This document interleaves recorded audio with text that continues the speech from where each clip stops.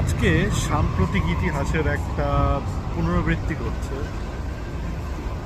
আমরা এর আগে দেখেছি 2014 সালে বিএনপি পুরা বাংলাদেশকে ঢাকার থেকে বিচ্ছিন্ন করে ফেলেছে।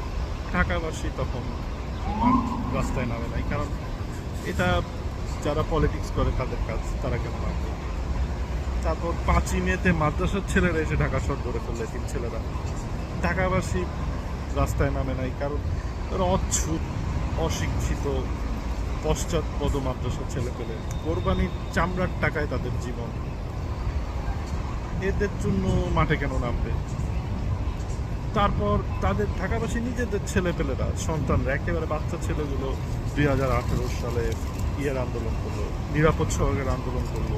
শেষের দিকে গিয়ে যুবলীগ, ছাত্রলীগ অসুরের মতো তাদের উপর ঝাঁপায় পড়ে ভয়াবহ অত্যাচার করলো। ঢাকাবাসী